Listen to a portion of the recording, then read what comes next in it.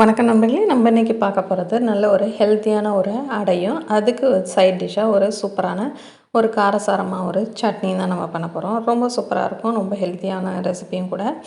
ரொம்ப எளிமையான முறையில் நம்ம வீட்டில் இருக்கிற பொருட்களை வச்சு நம்ம சூப்பராக பண்ணிடலாம். வாங்க இப்போ எப்படி பண்ணுறதுன்னு சொல்லி பார்த்துடலாம். அதுக்கு ஒரு பவுலில் சின்னதாக ஒரு வெங்காயம், அதை நல்லா பொடியாக நறுக்கி சேர்த்துக்கிறேன். நான் கொஞ்சமாக மாவு சேர்த்து தான் பண்ண போகிறேன், அதுக்காக கொஞ்சமான அளவுகளே பொருட்கள் சேர்த்துக்கிறேன்.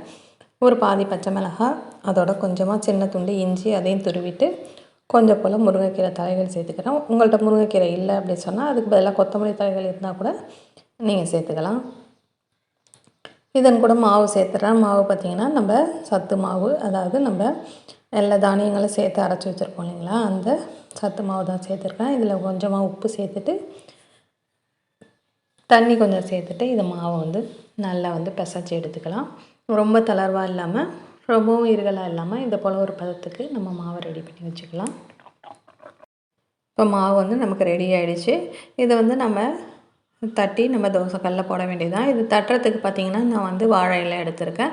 வாழை இலையில் கொஞ்சமாக எண்ணெய் தடவிடுங்க. எண்ணெய் தடவிட்டு நமக்கு தேவையான சைஸுக்கு அந்த மாவு உருண்டைகளாக உருட்டிட்டு அந்த வாழை இலையை தட்டிங்க. சப்போஸ் உங்கள்கிட்ட இலை இல்லை அப்படின்னு சொன்னாக்கா நீங்கள் பால் கவரை அதை யூஸ் பண்ணிக்கலாம். இல்லைன்னா பட்டர் ஷீட் இருந்தால் கூட யூஸ் பண்ணிக்கலாம். இல்லைன்னா எண்ணெய் கவர்லாம் இருக்குது பார்த்திங்களா, அதை நீங்கள் க்ளீன் பண்ணிவிட்டு அதில் கூட நீங்கள் இதை போல் அடைகளை தட்டி நம்ம பயன்படுத்தலாம்.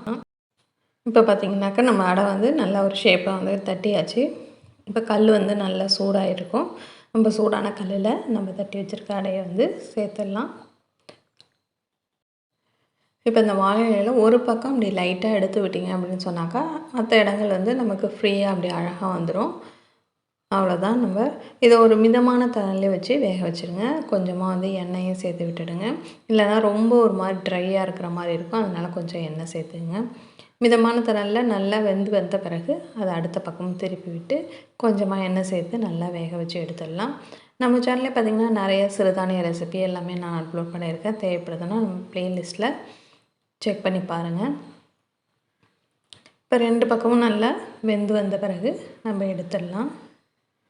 இப்போ நமக்கு இது சத்தான அடை ரெடி ஆகிடுச்சு. இதை நம்ம பிரேக்ஃபாஸ்ட்டாக கொடுக்கறதுனால கொடுக்கலாம், இல்லை ஒரு ஈவினிங் டைமில் ஒரு ஸ்நாக்ஸாக கூட கொடுக்கலாம். ரொம்ப ஹெல்த்தியான ரெசிபி. இது போல் மற்ற மாவுகளையும் நம்ம அடைகளை தட்டி எடுத்து வச்சுக்கலாம். இப்போ இதுக்கு சைட் டிஷ்ஷாக ஒரு காரமாக ஒரு சட்னி அரைச்சிடலாம். அதுக்கு ஒரு வெங்காயம், ஒரு பச்சை மிளகாய், ஒரு தக்காளி சேர்த்துட்டு கொஞ்சமாக உப்பு சேர்த்துட்டு தண்ணி கொஞ்சமாக சேர்த்துங்க. ஏன்னா தக்காளி சேர்த்துருக்கிறதுனால ஆல்ரெடி அதில் தண்ணி இருக்கும். ஆனால் கொஞ்சமாக தண்ணி சேர்த்து இதை நல்லா பேஸ்ட்டாக அரைச்சிட்டோம் அப்படின்னு சொன்னாக்கா நமக்கு நல்ல சைட் டிஷ்ஷாக ரெடி ஆகிடுச்சு. இதுக்கு தாளிப்பெலாம் நான் கொடுக்கல, இப்படியே பரிமாறினாலே ரொம்ப சூப்பராக இருக்கும்.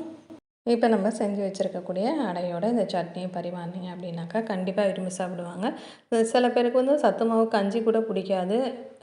ஈவன் பார்த்திங்கன்னா என் குழந்தைங்களே சத்து மாவு கஞ்சி விரும்பி சாப்பிட மாட்டாங்க. பட் இந்த அடை செஞ்சு கொடுத்தது நிஜமாலுமே விரும்பி சாப்பிட்டாங்க. அதுக்கும் இந்த சைட் டிஷ் இருக்கவே ரொம்ப சூப்பராக இருக்குது அப்படின்னு சொல்லி சாப்பிட்டாங்க. கண்டிப்பாக நீங்களும் ட்ரை பண்ணி பாருங்கள். வீடியோ பிடிச்சதுன்னா மறக்காமல் லைக் பண்ணுங்கள். நம்ம சேனல் இது வரைக்கும் சப்ஸ்கிரைப் பண்ணலன்னா மறக்காமல் சப்ஸ்கிரைப் பண்ணி வச்சுக்கோங்க. உங்களோட மேலான கருத்துக்களை கமெண்ட் செக்ஷனில் என்னோட ஷேர் பண்ணுங்கள்.